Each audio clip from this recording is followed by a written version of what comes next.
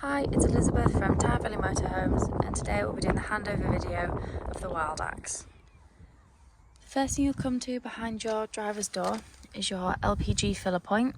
So you want to push and twist the cap off, and then when filling up you just want to get the bayonet fitting at the petrol station, align it up and then twist the gun around, and then you can fill up your gas tank. And then when you're done, make sure you pop your cap back on, just don't let the wire get twisted in it.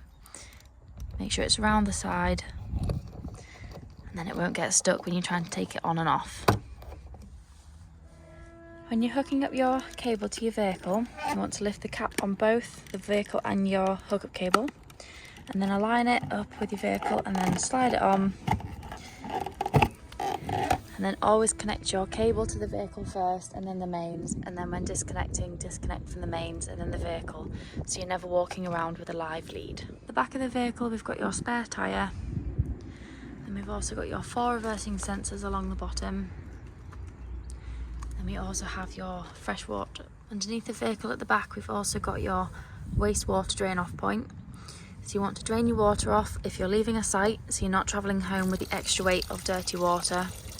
Also, when you are winterising your vehicle, you don't want to leave any water left in the tank through winter to freeze and cause frost damage. You can also leave this tap open when you're travelling home, just to shake any residual water left in the tank. At the back of the vehicle we've got your freshwater filler point, so you just want to twist the cap off and then pop your hose pipe through there. You might need an adapter, as some sites just provide a brass tap. You can then fill your freshwater tank up full, and once you're done, make sure you put your cap back on, and then also lock it with the key so no one can tamper with your fresh water. At the back of the vehicle on the passenger side, in front of your back wheel, you've also got your freshwater drain off point. So again, you just twist the cap round to drain off your fresh water. You can do this when you're leaving a site, again to help reduce the weight you're carrying on the way home, but especially when you're winterising your vehicle. You don't want to leave any water in the tank to freeze and cause frost damage. Just on the outside of your passenger door we've got your diesel and AdBlue. So to fill your diesel up you just need your ignition key to unlock the diesel cap, and then when you come to fill your AdBlue up, it'll tell you when you're about 1,000 miles from empty. And if you go to a petrol station where they take Arctic lorries, you'll be able to get it on the pump, but you can also buy it in drums as well. Just on the outside of your passenger door we've got your ideal tyre pressures. At the front on the passenger side we've got your bonnet release. Under the bonnet, the main things you want to focus on is your screen washer fluid, you've got your engine coolant and your brake fluid, and then we've also got your oil and dipstick, and then we've got your negative and positive just on there if you need to give or receive a jump start, and we've also got weight plates on the front as well. As soon as you open your habitation door, you'll come to your button which will bring out your sliding step. The first thing you want to do when you get into your vehicle is turn your main control panel on. And then from here, you can turn your internal lights on. You can turn your water pump on, awning light. You can also dim the whole panel down, so it's not as bright on a night time.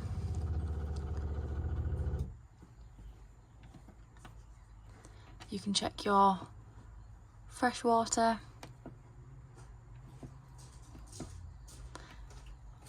and also your battery levels as well. Here we've got both gas burner hobs working. You just want to remember that once you've used them, let the metal fully cool before you put the glass lid down, otherwise it will shatter. In the shower we've got your toilet, we've got your shower,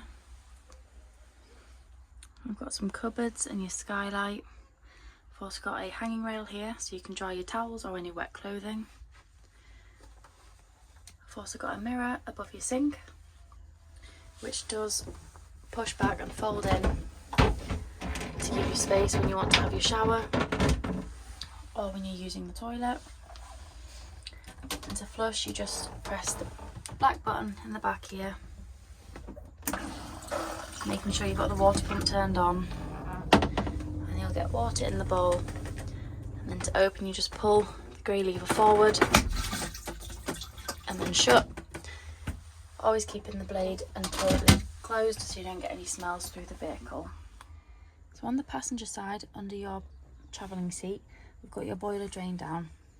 So you want to do this if you're not going to be using your van for a couple of weeks in the summer months, but especially when you're draining your vehicle down for winter, you want to make sure there's no water left in the boiler. So all you do is just lift up this yellow toggle, and then the water will come directly out from under the vehicle. And then when you come to use your boiler again, make sure the yellow toggle is facing the front of the vehicle, and it will hold the water in your boiler. To make your travelling seats up into the bed, the first thing you want to do is pull the black lever up, and then at the same time slide the whole frame forward so it falls flat like this one. Next, you want to grab the supporting bar that's stored in the cabinet above your driver's seat.